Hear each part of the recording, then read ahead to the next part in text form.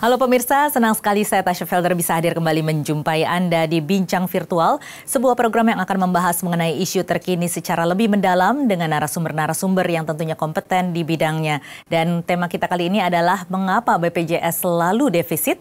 Seperti kita ketahui pemirsa, sejak 2014 diadakannya BPJS hingga saat ini, BPJS terus mengalami defisit. Sementara itu, hingga tahun 2020 ini sudah 3 kali BPJS mengalami kenaikan iuran.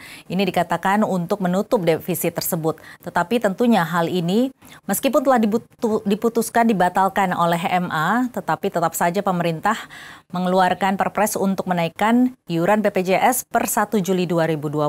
Tentunya hal ini menimbulkan reaksi yang beragam dari masyarakat. Banyak yang keberatan karena merasa pelayanan yang diterima tidak sebanding dengan iuran yang telah dibayarkan. Apalagi seperti kita ketahui saat ini kita tengah dalam pandemi COVID-19 di mana banyak masyarakat yang terdampak secara keuangan maupun juga perekonomian. Nanti kita akan bahas hal ini lebih dalam dengan narasumber-narasumber kita. Tetapi sebelum saya menyapa narasumber kita, saya ingin mengajak Anda untuk menyaksikan dulu tayangan yang berikut ini.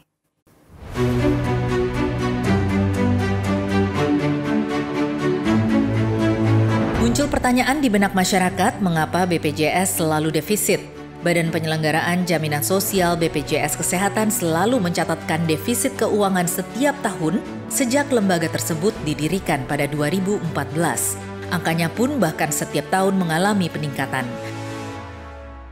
Dikutip dari katadata.co.id pada 2014, defisit keuangan yang dialami BPJS Kesehatan hanya mencapai 1,9 triliun rupiah. Kemudian di tahun 2015 melonjak menjadi 9,4 triliun rupiah. Sempat turun pada 2016 menjadi 6,7 triliun rupiah dan kembali melonjak menjadi 13,8 triliun rupiah pada 2017. Sementara tahun 2019 defisit BPJS Kesehatan mencapai 9,1 triliun rupiah. Iuran BPJS yang kembali naik pada bulan Mei 2019 lalu sudah tentu mengundang banyak pihak untuk bersuara di tengah pandemi. Dengan cepat, Menteri Keuangan Sri Mulyani memberikan penjelasan. Ia menyebut defisit BPJS Kesehatan antara lain disebabkan banyak peserta mandiri yang baru mendaftar saat sakit. Ia pun menjelaskan terdapat 4 akar masalah defisit BPJS Kesehatan. Seperti struktur iuran BPJS masih di bawah perhitungan aktuaria atau underpriced, banyaknya peserta bukan penerima upah dari sektor mandiri atau informal yang hanya mendaftar pada saat sakit lalu berhenti membayar iuran setelah mendapatkan layanan kesehatan, tingkat keaktifan peserta mandiri atau informal yang cukup rendah sekitar 54% tidak sebanding dengan tingkat penggunaan layanannya yang sangat tinggi. Dan terakhir adalah beban pembiayaan BPJS Kesehatan pada penyakit katastropik yang sangat besar. Tercatat beban pembiayaan mencapai lebih dari 20% dari total biaya manfaat.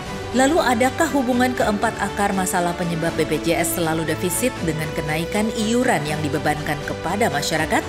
Pembahasannya akan hadir sesaat lagi.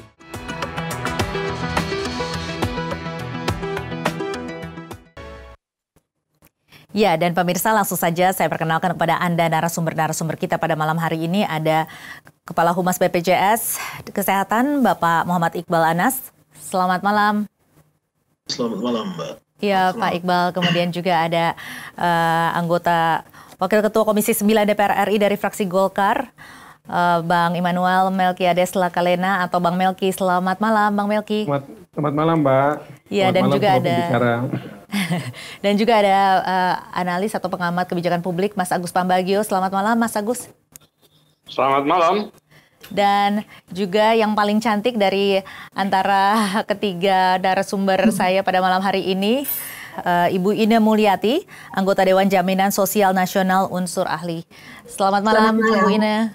Selamat malam. Iya, ini langsung saja saya langsung to the point aja nih kepada Mas Iqbal. Ini kenapa sih Mas BPJS Kesehatan ini kok terus mengalami defisit? Sejak 2014 ya, dari pertama kali diadakan ini sudah mulai defisit ya, 1,65 triliun. Sampai sekarang bahkan kalau diproyeksikan katanya kalau tidak mengalami kenaikan bisa mencapai 28 triliun defisitnya bahkan. Ya, pertama tentu kita harus pahami bahwa program JKN ini berbasis dari iuran yang dikumpulkan dari peserta.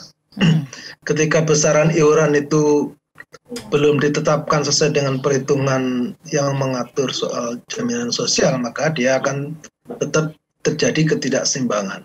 Tidak adil rasanya kita menghakimi bahwa sejak program ini dijalankan selalu defisit. Bahwa formulasinya memang di 2014 itu ada kompleksitas peserta yang digabungkan, di-blended dari kepesertaan Askes, Jam Sostek, ada dari Jamkesmas, ada juga dari peserta mandiri yang datang langsung harus dapat dilayani oleh rumah sakit misalkan. Dan tidak ada verifikasi pendaftaran yang 14 hari yang itu baru muncul di Perpres 82 tahun 2018, diatur di sana ada verifikasi pendaftaran. Dulu orang datang hari ini minta dijamin hari ini juga. Karena kenapa bisa dilakukan itu? Karena regulasinya tidak mengikat, bahwa tidak ada larangan orang datang untuk ditolak misalkan. Karena sudah di rumah sakit, lihat temannya bisa dijamin penuh, akhirnya yang dikatakan secara ilmuwan adalah soal adverse selection dan yang lain.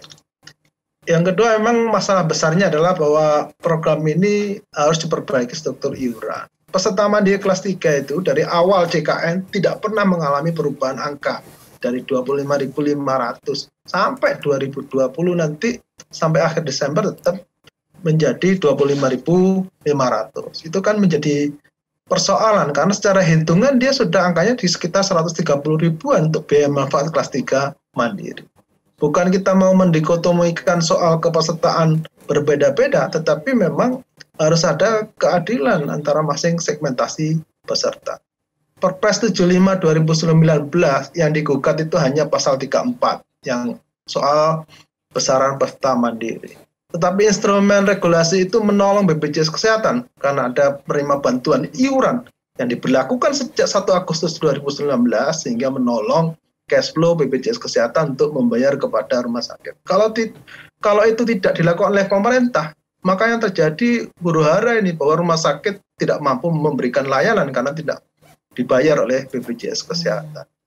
Kita sangat skeptis ya bahwa kita menghakimi yang mandiri yang 14% dan yang lain. Kita melupakan hal yang fundamental bahwa ada peserta lain di luar dari mandiri ini yang sudah memberikan kontribusi. Perlakuan tidak ada perbedaan mau PPI non PPI sebetulnya di rumah sakit. Tetapi ketika ada kasus per kasus ya memang kita harus perbaiki dan kita menyadari bahwa ada disparitas antara masing-masing daerah. Nah justru local wisdom di sana dibutuhkan peran pemerintah daerah untuk mengatur. Kalau kita mau fair, ketika ada audit BPKP itu kan real bahwa pemerintah menggunakan instrumen untuk mengaudit auditor negara sehingga bisa mengukur permasalahannya seperti apa. Sehingga dikeluarkanlah termasuk Pak Melki dan kawan-kawan di Komisi 9 kan baik sekali memberikan perhatian khusus agar program ini bisa berjalan, jangan sampai terhenti pelayanan kepada masyarakat. Meskipun masih ada kekurangan soal misalkan yang dianggap pelayanan kesehatan, masih ada orang harus membayar obat dan yang lain. Tapi itu harus terus diperbaiki memang. Jadi tidak gegabah pemerintah. Yang saya selalu tekankan bahwa mandiri itu mendapatkan proteksi dari pemerintah untuk kelas 3 sampai dengan 2020 dibentuk iurannya menjadi sebesar 16.500. Nanti di Januari 2021 memang akan diselesaikan menjadi 35.000 dari 25.500. Itu mungkin Pak. Jadi kalau dibilang tata kelola BPJS ini kacau dan yang lain, kalau mau fair kita bisa lihat diskusi rekomendasi KPK misalkan. Dari sekian banyak rekomendasi yang 6 itu.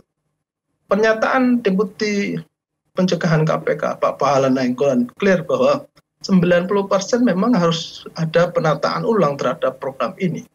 Bukan hanya sekedar melihat angka defisitnya, tetapi bagaimana soal pemerintah dengan pihak terkait memperbaiki sistem yang ada sehingga tidak terus-menerus yang dianggap defisit itu terjadi. Defisit itu tidak diselewengkan kok. Uang itu digunakan untuk bayar manfaat peserta kok. Kadang lupa kalau sudah mendapatkan manfaat yang ada. Itu mungkin Mbak. Jadi kalau kami harus memilih masalah ya berat semua. Tetapi kan tentu dalam konteks ini ketika pemerintah memberikan angin segar, bahwa data yang kami sampaikan kami ketika tidak gagal bayar kepada rumah sakit, ada konsekuensi denda 1% setiap bulan keterlambatan. Dan angkanya akan menggelinding jadi besar dan itu akan juga menggerogoti uang negara. Ya di sana ya memang kita harus lakukan supaya masyarakat bertahan. Oke, baik. Kalau sekarang yang kedua, soal masalah besar adalah bagaimana mengumpulkan iuran dari segmentasi mandiri. BPJS Kesehatan tidak bisa bertindak di luar koridor regulasi, misalkan. Yang orang dulu menjuduli bahwa BPJS menerbitkan debt collector dan lain, tidak, karena domain BPJS itu mengedukasi asosiasi orang untuk membayar. Oke, baik. Baik, Mas Iqbal, nanti kita lanjutkan lagi perbincangan ini, tetapi kita harus jeda sejenak. Pemirsa, tetaplah bersama kami, Bincang Virtual akan hadir sesaat lagi.